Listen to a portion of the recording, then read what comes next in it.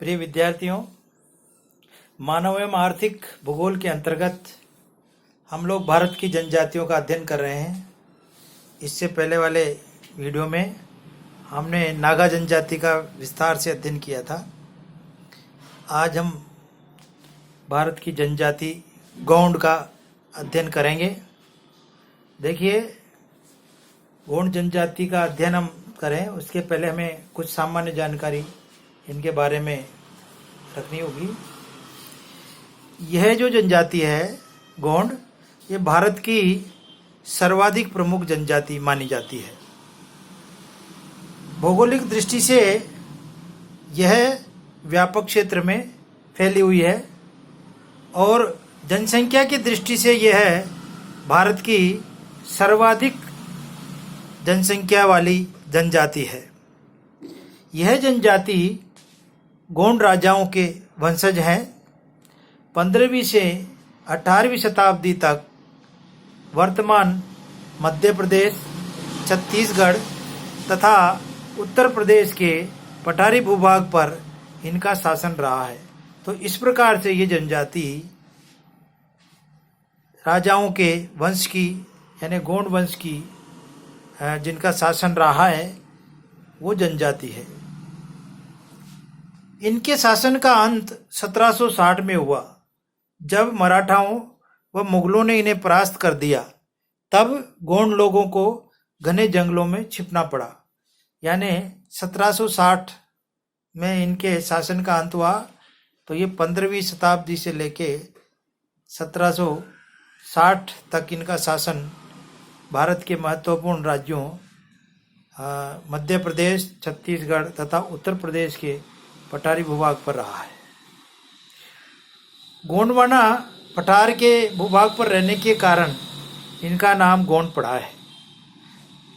गोंड में मुख्य वर्ग मारिया, मूरिया, परजा,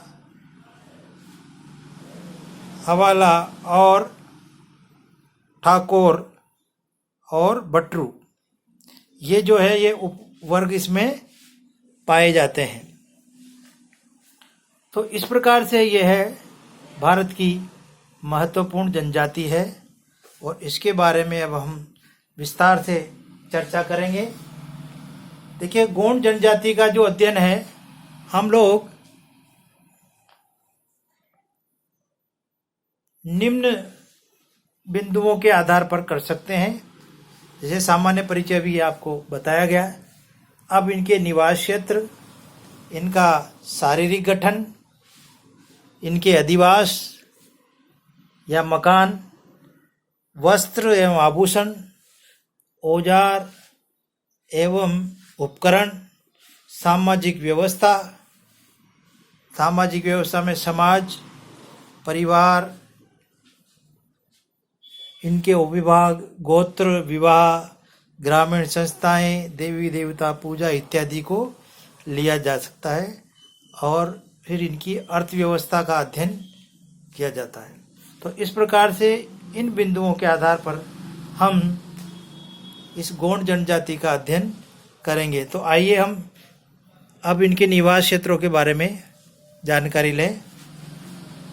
देखिए, इनके निवास क्षेत्र, तो ये भौगोलिक दृष्टि से जो गोंड जनजाति है मध्य प्रदेश, छत्तीसगढ़ तथा आंध्र प्रदेश के पठारी भाग में और महाराष्ट्र में भी निवास करती है। इनका निवास क्षेत्र ऊंचा नीचा पठारी भूप्रदेश है। इसमें बाणगंगा, गोदावरी, महानदी आदि प्रवाहित होती है। इस पठार की औसत ऊंचाई 700 से 900 मीटर है। यहाँ महादेव, मेकाल व पूर्वी घाट पर्वत विस्तृत है। इस प्रदेश में वर्षा 120 से 250 सेंटीमीटर होती है और यहाँ पर सघन वन पाए जाते हैं और वनों में साल, सागौन, शीशम और बांस और तेंदू मुख्य वृक्ष है। तो इस प्रकार से जो इनके निवास क्षेत्र हैं वो मध्य प्रदेश, छत्तीसगढ़ तथा आंध्र प्रदेश और कुछ महाराष्ट्र में भी पाए जाते हैं। अगर मानचित्र के रूप में हम देखें तो जैसे भारत की जनजातियों वाले उसमें भी बताया था, और ये देखिए भारत के मानचित्र में ये जो मध्यवर्ती भाग में जो लाल निशानों से दिखाया गया है ये गोंड जनजाति के निवास क्षेत्र है। तो स्पष्ट है कि ये जनजाति मध्यवर्ती भारत में भारत के महत्वपूर्ण राज्यों मध्य प्रदेश, आंध्र प्रदेश, महाराष्ट्र और कुछ उड़ीसा में भी पाई जाती है। तो ये भारत की बहुत महत्वपूर्ण जनजाति है और जनसंख्या की दृष्टि से भी सर्वाधिक जनसंख्या वाली जनजाति है ये भारत में। तो इसलिए इसका अध्ययन बड़ा महत्वपूर्ण हो जाता है। तो निवास क्षेत्र के बाद अब हम आते हैं इनके शारीरिक गठन पर।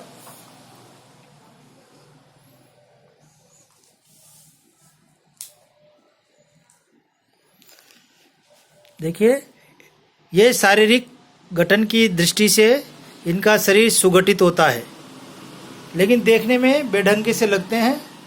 रंग काला व गहरा भूरा होता है, बाल काले और घुंघराले होते हैं, सिर गोल और चेहरा अंडाकार होता है, होंठ बोटे और नाक चपटी होती है और कद इनका सामान्य होता है।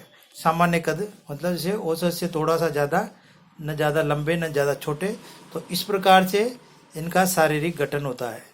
अब हम आते हैं इनके अधिवास पर या इनके मकान या जो भी जिसमें ये निवास करते हैं तो उनके बारे में। देखिए इनके जो मकान या जो अधिवास होते हैं वो झोपड़ी नुमा होते हैं, जो लकड़ी, बांस, घास फूस व मिट्टी के बने होते हैं। झोपड़ियाँ आयताकार होती है जिनके दोनों ओर ढालदार छप्पर बनाए जाते हैं। झोपड़ी का आकार छोटा होता है और बाहर की तरफ चबूतरा बना होता है। प्रत्येक झोपड़ी में शयन कक्ष, रसोई और अनाज रखने के कोठार की सुविधा होती है। झोपड़ी के बाहर पशु रखने का जो बाड़ा बनाया जाता है। एक गांव या बस्ती में 30 से 50 झोपड़ियाँ होती है। जिस स्थान पर इनके आवास या बस्ती बसाई जाती है तो बसाने या निर्माण किया जाता है, वहाँ पर बतख और मुर्गे की बलि दी जाती है। यानी जब बस्ती का ये चयन करते हैं और निर्माण कार्य शुरू करते हैं तो फिर ये बतख एवं मुर्गे की बलि उस वहाँ पर देकर और फिर बस्ती बसाने लगते हैं।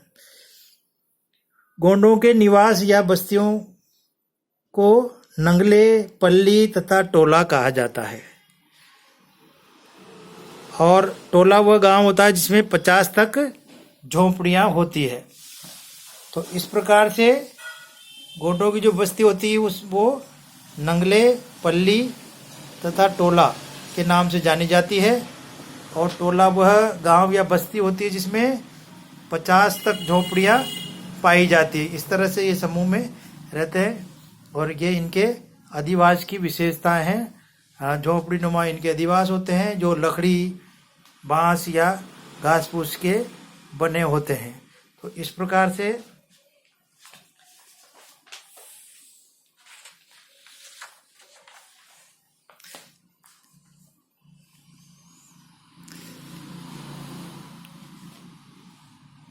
कोस गोतुल या पेंक गोतुल नाम से इनके जो अधिवास होते हैं बड़े गांव में राज्य कर्मचारियों के ठहरने के लिए स्थान होते हैं। जो एक बड़ा सा घर होता है उसे कोस गोतुल या पेंक गोतुल कहा जाता है। मतलब जब गांव में कोई अधिकारी है वो आते हैं तो उनके ठहरने के लिए स्थान बनाते हैं, एक बड़ा सा घर बनाते हैं, तो उसे कोस गोतुल या पेंक गोतुल कहते हैं। पहाड़ी मारियाओं के घर 3 भागों में बटे होते हैं। इनमें अलग अलग वर्ग पाए जाते हैं, आगे इनके वर्गों के बारे में चर्चा करेंगे हम। तो पहाड़ी मारे के घर 3 भागों में बटे होते हैं। अलगी, जिसको जैसे बरांडा जो होता है वो अलगी कहलाता है। सामने का जो स्थान होता है रसोई घर को कहते हैं अंगादी। इनकी जो रसोई होती है वो अंगादी कहलाती है। और पूर्वजों के स्मारक बनाते हैं, इसको कहते हैं लेनू। तो ये पहाड़ी मारियाओं की। इसी तरह से बिशन मारिया के घर भी 3 भागों में बटे होते हैं। तो अनाज घर को कहते हैं विज्जालोन, शयन कक्ष रहता है उसको कहते हैं नरमालोन, और रसोई घर को कहते हैं ये ओसर। तो ये पहाड़ी मारियाओं में और बिशन मारियाओं में अंतर होता है।